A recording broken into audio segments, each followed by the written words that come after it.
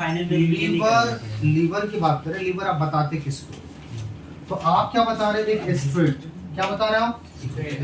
Straight या curve, कैसा भी चलेगा। सो स्ट्रेट या कर्व, किसी भी तरह का अगर मेरे पास एक बार हो, उस बार को आप क्या बताते हो? लीवर बता रहे हो, ठीक है। अब ये तो लीवर की डेफिनेशन अगर हमको देनी हो तो डेफिनेशन क्या होगी? सिंपल सी, स्ट्रेट और curve bar which can move about a fixed point, उसको आप क्या बता रहे हो? Lever. That is called lever. तो ये लीवर समझ में आ गया। yes, अब लीवर से रिलेटेड अपने पास क्या होता है? सर्टेन टर्म्स है ना। पहला लोड, फिर फॉलक्रम। तो लीवर सिंपल सी बात हो गई, स्ट्रेट होनी चाहिए, कर्व होनी चाहिए, जैसे भी हो। एक बार है अपने पास तो क्या कहला रहा? लीवर कहला रहा। अच्छा, अब लीवर से रिलेटेड अपने पास कुछ टर्म्स है। पहला टर्म क्या है? लोड। दूसरा क्या बात कर रहे हैं? एफर्ट। तीसरा बात क्या कर रहे हैं? फॉलक्रम। फिर क्या बता रहे हैं आप? Load arm. Load arm. फिर क्या बता रहे हैं आप? Effort arm. अंडरस्टूड? तो पहला बात कर रहे क्या? लोड की। किस बात कर रहे हैं? लोड। तो देखो आप लीवर अगर काम करता है, कुछ भी अगर ये काम करके देगा आपको, तो इसको क्या करनी होगी? एक रेजिस्टिव फोर्स से बाहर आना होगा, है ना।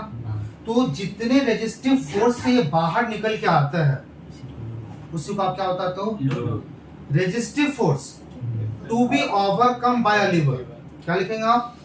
Resistive force. Yes, resistive force to be overcome. Yes, overcome by a liver.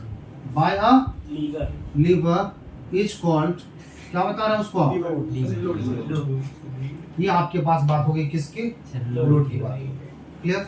अच्छा, देखने में अगर किसी को प्रॉब्लम हो तो आप थोड़ा सा रेजोल्यूशन बढ़ा लेना अपने YouTube का, 780 पर रख लेना, तो आपको प्रॉपर्ली दिखेगा। तो आपका 740 780 जो भी होता है आप उस पर रख लेना। ना बात करें कि एफर्ट की। एफर्ट मतलब हम लोगों ने जो फोर्स लगा रखा है लीवर पे, that is called effort. So force applied on lever. क्या बात कर रहे हैं? Yes, force applied on lever. Applied on lever is called, क्या बता रहे हैं उसको? एफर्ट बता रहे हैं, इज कॉल्ड एफर्ट। नेक्स्ट बात कर रहे हैं आप किसकी? फॉलक्रम की।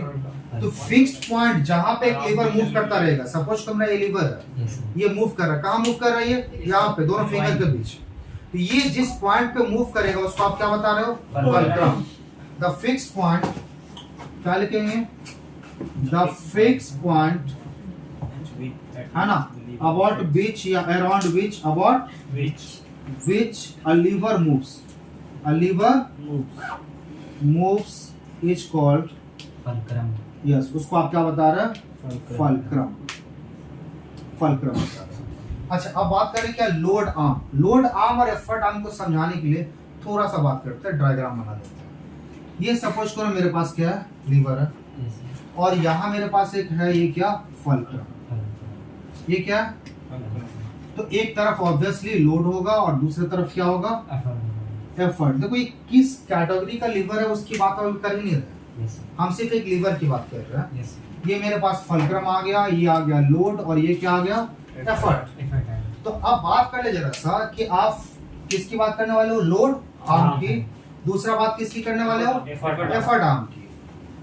फॉलक्रम से लेकर लोड के बीच का जो डिस्टेंस होगी, इसको आप क्या बताएंगे? Load arm.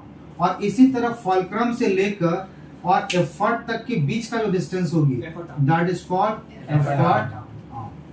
ये दो आपके पास लोड आर्म मतलब लोड से लेकर फॉलक्रम तक के बीच का डिस्टेंस, एंड एफर्ट आर्म का मतलब होता है कि फॉलक्रम से लेकर एफर्ट तक के बीच के डिस्टेंस को आपने क्या बता दिया? Effort arm. और यहीं से तो लिख दीजिए distance between, so distance between fulcrum and load, fulcrum and load is called, क्या बता रहे हैं आप उसको? Load arm.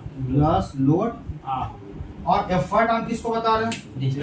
फॉलक्रम और एफर्ट के बीच का जो डिस्टेंस होगी that is called effort arm. So distance between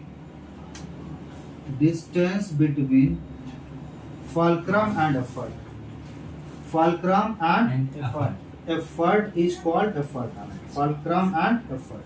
देखो अब एक load arm and effort arm समझने के बाद सीधा हम लोग एक डायरेक्ट पॉइंट पे आएंगे that is called principle of lever. किसकी बात कर रहे हैं? Principal of liver. आ जाए जरा से यहाँ से।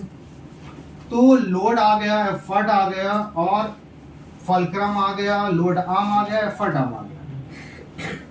तो फिर से जरा सा बात करें, लोड बोले थे क्या? Resistive force to be overcome. Effort क्या बताए थे? जो फोर्स अप्लाइड होगी लीवर पे वो क्या था? एफर्ट। फुलक्रम क्या था? जिस पॉइंट पे लीवर मूव करेगी दैट इज कॉल्ड फुलक्रम। और लोड आर्म था, लोड एंड फुलक्रम के बीच का डिस्टेंस जो होगा load arm and load and fulcrum and effort के बीच का डिस्टेंस होगी that is called effort arm. अब बात करें क्या? Principle of lever. Principle of liver,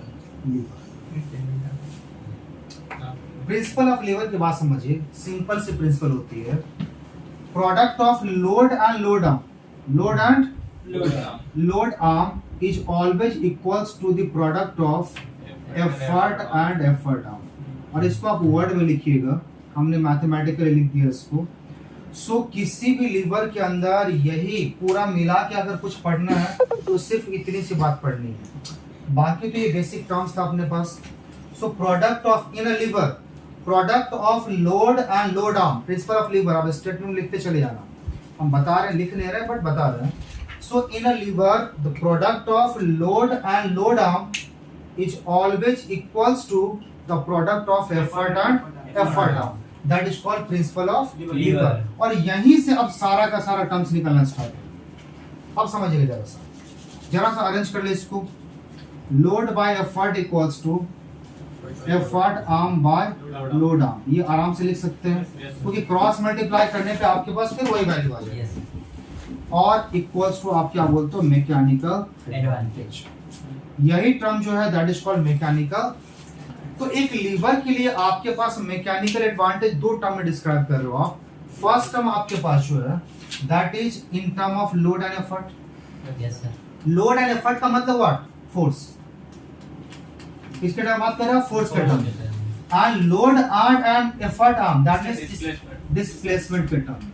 तो आप डिस्प्लेसमेंट, तो याद रखिएगा आपके पास क्वेश्चन थोड़ा सा ट्विस्ट कर देगा। तो आपके पास क्या बता रहा है कि define mechanical advantage for a lever, और यहाँ पर थोड़ा और ट्विस्ट कर दिया, डिफाइन मैकेनिकल एडवांटेज फॉर किसी का नाम दे दिया, first class, second class, third class. तो किसी भी क्लास के लिए बात तो वही रहेगी, बात तो चेंज होने से रहा। तो आपने क्या क्वेश्चन दे दिया कि define mechanical advantage for a lever in term of force, understood. और दूसरा फिर या तो आपको दे दिया define mechanical advantage for a lever in term of displacement. और सिंपल सी बात बोलेंगे क्या? मैकेनिकल एडवांटेज दो वर्ड लिख दो। मैकेनिकल एडवांटेज क्या मिला? Load by effort. या मैकेनिकल एडवांटेज के लिए आपको बस एक और मिला, क्या मिला? Effort arm by load arm. देखिए यहाँ दोनों अलग चीज आ गया।